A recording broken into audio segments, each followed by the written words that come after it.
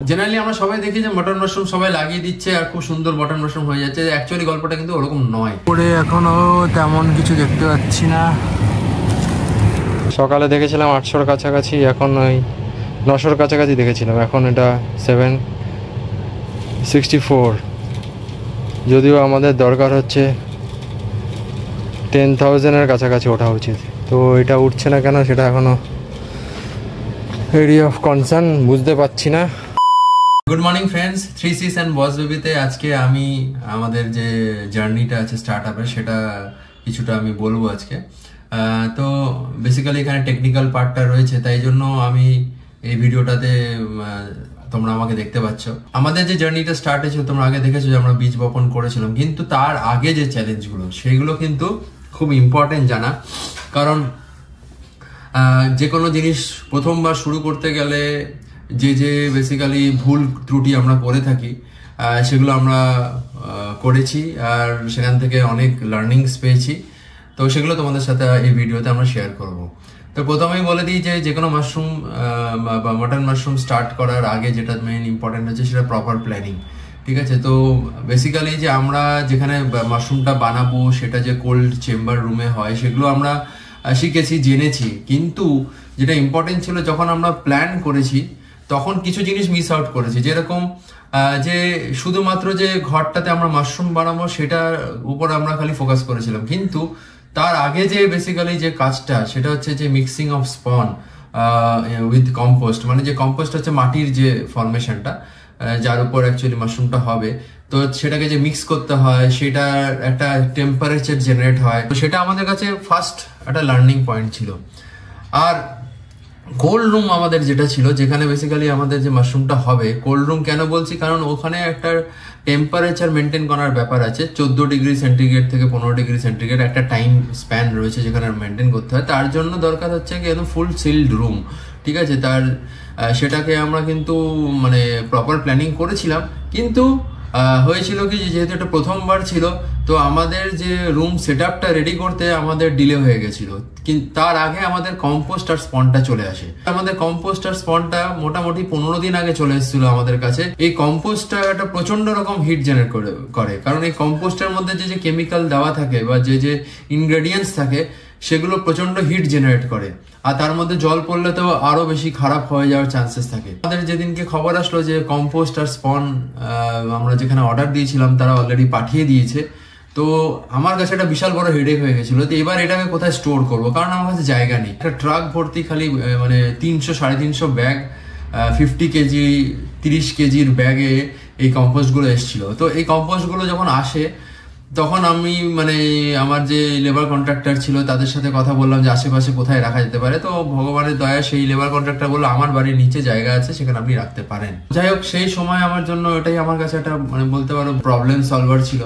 তো তখনই আমরা বুঝতে পেরেছিলাম যে এটা ঠিক হবে না, কারণ যারা যারা নিয়ে যাচ্ছিল তারা যখন ওটাকে বয়ে নিয়ে যাচ্ছে, দেখতে পাচ্ছ ভিডিওতে যে তারা নিয়ে যাচ্ছে ঘরের মধ্যে রাখছে, যখনই তারা রাখছিল তারা বলছিল প্রচন্ড হিট জেনারেট হচ্ছে। সো আমি তো মানে একটা বিপদের মধ্যে পড়ে গেছিলাম যে কি করব। তো আমরা ওই ঘরের সব ফ্যান চালিয়ে দিই, গন্ধও ছাড়ছিল, ধূপকাঠি জ্বালিয়ে দিই। তো আমাদের সেদিনকের জন্য সেই রাখাটা আমাদের হয়ে যায় সেখানে। পরের দিন ভোরবেলা সকালবেলা আমাকে সেই লেবার কন্ট্রাক্টর ফোন করে যে দাদা প্রচন্ড প্রবলেমে পড়ে গেছি, প্রচন্ড হিট জেনারেট হচ্ছে, আমরা ঘরে টিকতে পারছি না। তো ওনারা উপরতলায় থাকতেন, তো এত হিট জেনারেট হচ্ছে যে উপরতলার লোকেও গরম ফিল করতে পারছে, প্লাস প্রচন্ড মশা হচ্ছে। তখন আমরা ভাবি যে না, হ্যাঁ আর কিছু করার নেই, যে রুমটাতে আমরা নিয়েছি সেখানেই আমরা রাখবো, যে করে হোক সাইড করে হোক যে করে হোক রাখবো। তো তোমরা দেখতে পাচ্ছ এই ভিডিওতে আমাদের সেই রুমের মধ্যেই সেই জিনিসগুলো রাখা হয়েছে। ঠিক আছে, তারপর আমরা কি করেছিলাম, 3টে বড় বড় সেই স্ট্যান্ড ফ্যান হয় যেগুলো সাইক্লোন বলি, সেগুলো চালিয়ে দিয়েছিলাম। তো তাতে অনেকটা রেহাই হয়, ঠান্ডা হয়ে যায় মাশরুমের ইয়েটা মানে কম্পোস্টটা।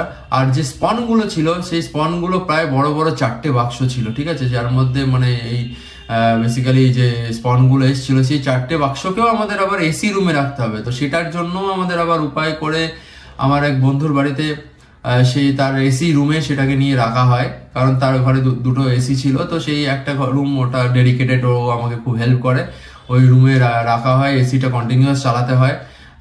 স্পনগুলো ওপেন করে রাখতে হয়। তো that was A learning point, কারণ আমাদের কাছে এরকম কোনোদিন আগে করিনি আর আমরা জানতাম না যে এরকম একটা প্রবলেম হতে পারে। তো যে কোনো জিনিস প্ল্যানিং এর আগে আমাদের এটাও বুঝতে হবে যে অ্যান্সিলারিজ প্ল্যানিং করা খুব ইম্পর্টেন্ট, যে সাথে কি করতে হয় সেগুলো করা ইম্পর্টেন্ট। তো নেক্সট স্টেজে বলি যে যখন আমরা নিচে রাখলাম, তো নিচে রাখাটা তো হয়ে গেল, এবার তার সাথে সাথে কি হলো, তখন আমাদের ওই যে কোল্ড রুম বানানোর যে সেট আপের যে আমাদের পাফ প্যানেল, সেই প্যানেলগুলো চলে আসে। তো সেগুলোকে আমাদের লাগানোর দরকার ছিল। তো তার মধ্যেতেই সেই ব্যাগগুলোকে আবার সেই বাড়ির মালিকের ছাদে নিয়ে রাখা হয় প্যান্ডেল বানিয়ে, কারণ তখন বৃষ্টির সিজন, জল পড়লেই নষ্ট হয়ে যাবে। তো প্যান্ডেলে তুলে রাখা হয়, তার সাথে সাথে সাইড দিয়ে প্যানেলটা বানানো হয়। তোমরা দেখতে পাচ্ছ এই ভিডিওতে সেই প্যানেলগুলো লাগানো হচ্ছে। এগুলো বলে পাফ প্যানেল, কারণ এই পাফ প্যানেলের কি হয়, ইনসুলেশন থাকে যাতে বাইরে টেম্পারেচারটা ভিতরে টেম্পারেচার মিক্স না হয়। তো তার ফলে আমাদের কিন্তু টেম্পারেচার মেনটেন করতে সুবিধা হয়।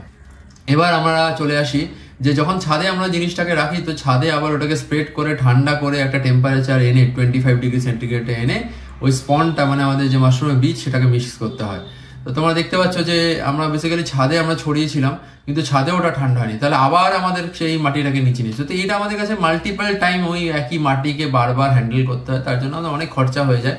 তো এটা বেসিক্যালি আমাদের কাছে একটা বড় শেখার বিষয় হয়েছিল। এবার আমরা মাশরুমটাকে আমরা ব্যাগে ভর্তি করে আমাদের র্যাকে আমরা সাজিয়ে নিই। ব্যাগ ভরা স্টার্ট করে দিয়েছি আমরা এখন।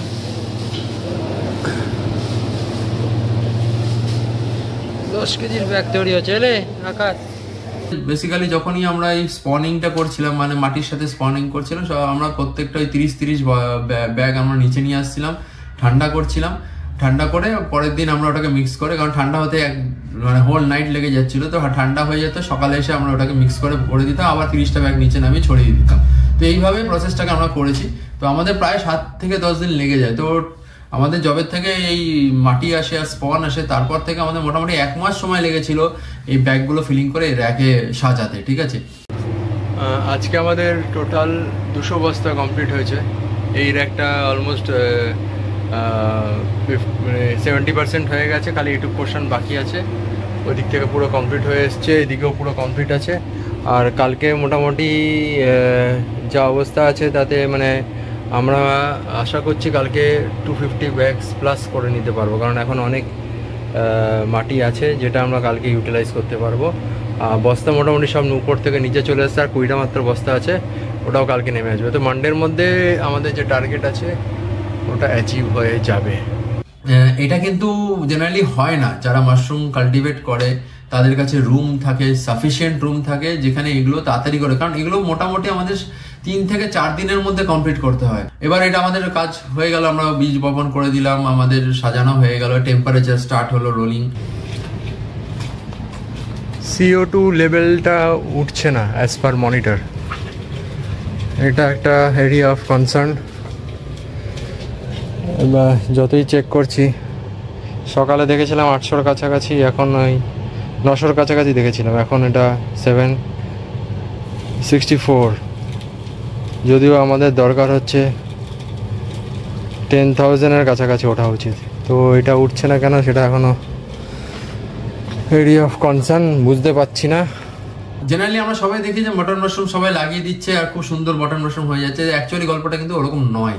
তো আমরা তোমাকে বলবো যে বেসিক্যালি যখন আমরা এই কাজটা করি তখন কিন্তু তার সাথে সাথে অনেকগুলো চ্যালেঞ্জ আছে। যেরকম কিছু ডিজিজ হয়, একটা বলে গ্রিন মোল্ড, একটা হচ্ছে ব্রাউন মোল্ড। ঠিক আছে, মানে ফাঙ্গাসের মধ্যেও ফাঙ্গাস তৈরি হচ্ছে, উপর দিকে ফাঙ্গাস তৈরি হচ্ছে। তো তার জন্য বিভিন্ন রকম আমাদের স্প্রে রয়েছে, কীটনাশক স্প্রে রয়েছে, সেগুলোকে মিক্স করে আমাদের স্প্রে করতে হয় বারবার। এগুলো হচ্ছে গ্রিন মোল্ড আর ওটা হচ্ছে ইয়েলো মোল্ড, 2 রকমের ডিজিজ, সব রকম মিলিয়েই আছে। কেসিং সয়েলের কাজ চলছে, দেখো কত কষ্ট করে দাঁড়িয়ে দাঁড়িয়ে উপরের গুলোতে করার চেষ্টা করছে। এটা ডাস্টিং ওয়ার্ক হয়েছে, নিচে একটা ড্যাম্পার লেগেছে দেখতে পাচ্ছ, ওই পাশেও একটা ড্যাম্পার লেগেছে। তো এটা হচ্ছে ডাক্টিংয়ের জন্য, চারিদিকে এসির হাওয়াটা যাচ্ছে। আর এটা আমার সেই হিউমিডিফায়ারটা, আমি এখন এর মধ্যে স্প্রে করব। अच्छा, मैं यहाँ पे वाटर का बॉटल मार्क कर दिया, ये मेडिसिन है। मेडिसिन का बॉटल में बेसिकली वो जो तुम्हारा ग्रीन और येलो मोल्ड है, इसके लिए मेडिसिन बना हुआ है। ठीक है, তো আমাদের এই গ্রিন মোল্ডের ট্রিটমেন্ট বা এগুলো হতে থাকলো, তার সাথে সাথে হিউমিডিটি টেম্পারেচার মেনটেন করা, হিউমিডিটি মেশিনটা আমরা খুব ভালো কাজ করছিল সেই মুহূর্তে, ঠিক আছে। তো তারপর আমাদের যে কার্বন ডাইঅক্সাইড লেভেল, তার জন্য নতুন মেশিন কিনে আনলাম যাতে ঠিক মতো আমরা রিডিংগুলো পাই। CO2 মনিটরটা লেগে গেছে, নতুন মনিটর, এখন দেখো রিডিং অনেকটাই কারেক্ট দেখাচ্ছে।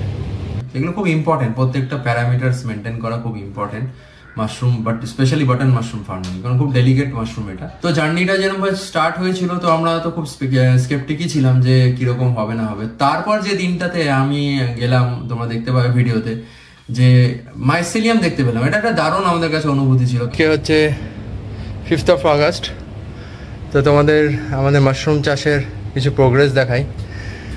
খুবই আমরা স্কেপটিক ছিলাম, তো গুড নিউজ ইজ দ্যাট এই যে দেখো সাদা সাদা এই যে পার্টটা হচ্ছে এটা মাইসেলিয়াম। তো আমাদের কিছু কিছু ব্যাগে প্রমিনেন্ট এখন মাইসেলিয়াম গ্রোথ দেখা যাচ্ছে, প্রমিনেন্ট। আমি এখন খুলছি না, এরপরে আমাদের নেক্সট স্টেজ আছে কেসিং সয়েল লাগানো। এখানে দেখতে পাচ্ছি পুরো মাইসেলিয়াম গ্রোথ আসছে, ইটস আ গুড নিউজ। আশা করছি এই দেখো এখানে ভিতরে দেখো, এখানে দেখো এই কার্বন ডাইঅক্সাইড লেভেলটা নিয়ে আমরা খুবই চিন্তিত ছিলাম। এখন তো সেই কার্বন ডাইঅক্সাইড মিটারটাকে আমরা চেঞ্জ করাচ্ছি।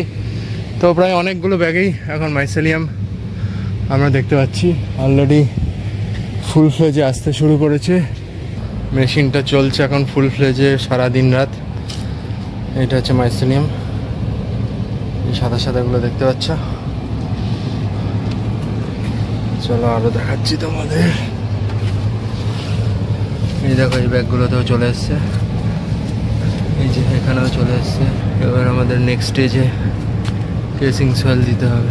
আলটিমেটলি আমাদের যে প্রচেষ্টাটা, আমরা মনে হলো যে না এবার এই প্রচেষ্টাটা একটা সফলতার দিকে যাচ্ছে, কিছুটা হলো আমরা দেখতে পাচ্ছি যে মাইসেলিয়ামটা গ্রো হচ্ছে, ঠিক আছে। তো এটা একটা বিশাল আমাদের কাছে অনুভূতি ছিল, তো সবার সাথে শেয়ার করলাম যেরকম মাইসেলিয়াম আসছে। মাইসেলিয়াম দেখার পরে মনে হলো যে আমাদের মানে এত কষ্টকর প্রচেষ্টা, যেটাতে আমরা ভাবছিলাম কি না কি হবে, কিন্তু সেটা যে একটা ফ্রুটফুল দিকে এগোচ্ছে একটা সিগন্যাল পাওয়া গেল, তাই না? রাইট। তো এই মাইসেলিয়ামটা গ্রোথ হওয়ার পরপরই আমাদের যে কনসালটেন্ট ছিল তাকে আমরা ফোন করলাম, পরে স্যার এসে নেক্সট স্টেজে বলে দিল কি করতে হবে, যে আমাদের যে মাথাগুলো যে আটকানো ছিল সেগুলোকে খুলে দিতে বললো, ঠিক আছে। তার সাথে সাথে নেক্সট স্টেপটা যেটা আছে সেটা হচ্ছে কি আমাদের কেসিং সয়েল প্রিপারেশন, তার জন্য প্রস্তুতি নিতে বললো। তার জন্য কোকোপিট দরকার, আরও কিছু কেমিক্যালস দরকার, তো সেইগুলো আমরা প্রিপারেশন স্টার্ট করলাম। তারপর নেক্সট স্টেজে আমরা ওই কোকোপিট দিয়ে আমাদের যে বেসিক্যালি যে আমাদের কেসিং সয়েল, সেগুলো প্রায় মানে ওই 1-2 কেজি করে পার ব্যাগে লাগে, তো সেগুলো দিলাম আমরা, ঠিক আছে। তো সেটা দেওয়ার পরে আবার নেক্সট ওয়েট, কারণ তার উপর একটু জল স্প্রে করতে হয় মাঝে মাঝে ওই আমাদের ওয়াটারিং করলে, কারণ ওই ওয়াটারিংটা সেই মুহূর্তে খুব দরকার, বা স্প্রে করে করে আমাদের ওয়াটারিং করতে হয়। তো সেটা করার পরে তোমরা দেখতে পাবে যে মানে একটা দারুণ অনুভূতি, যে ফার্স্ট টাইম আমরা দেখলাম পিনহেডস। মানে পিনহেডস বেসিক্যালি হয় মাশরুমের ছোট পার্ট, একদম ছোট একটা স্টার্টিং পয়েন্ট। সেই পিনহেডস গুলো দেখা দেওয়া যাবে, সাদা সাদা সাদা গুড়ি গুড়ি দেখতে পাবে ভিডিওতে। মানে আমরা খুব খুশি হয়েছিলাম। আজকে আমাদের মাশরুম ফার্মে তোমাদের একটা বিশেষ জিনিস দেখাচ্ছি। তো আমাদের মাশরুম ফার্মের এতদিনের পরিশ্রমে ছোট ছোট দানা দানা দেখছো, এগুলো বলে পিনহেডস। তো এই পিনহেডসগুলো আসা শুরু হয়ে গেছে, মানে আমাদের বাটন মাশরুমের কিছু কিছু ব্যাগসে অলরেডি পিনহেডস আসা শুরু হয়ে গেছে। আমাদের দেখাবো, সাইডে সাইডে দেখতে পাচ্ছ, এখানে সাইডে দেখতে পাচ্ছ, সাইড দিয়ে আসছে। বিশেষ জায়গা দেখাচ্ছি, এখানেও দেখতে পাচ্ছ অনেকগুলো ব্যাগেই মোটামুটি পিনহেডস আসা চালু হয়ে গেছে। উপরেও দেখাচ্ছি তোমাদের, এটাতে তোমরা পরিষ্কার বুঝতে পারছো এটা বাটন মাশরুমের পিনহেডস।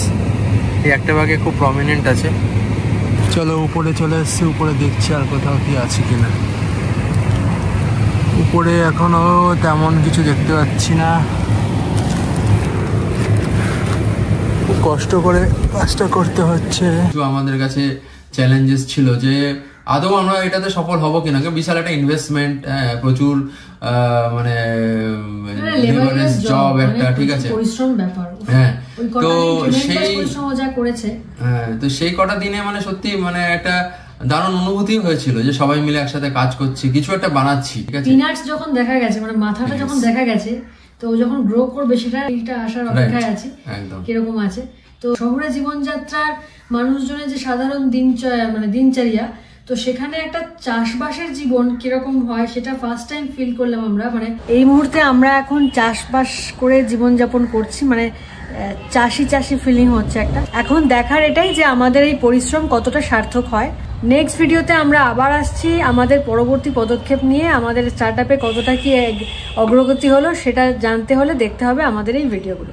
তাহলে সকলেই ভালো থেকো, দেখা হচ্ছে আবার পরের ভিডিওতে। টাটা।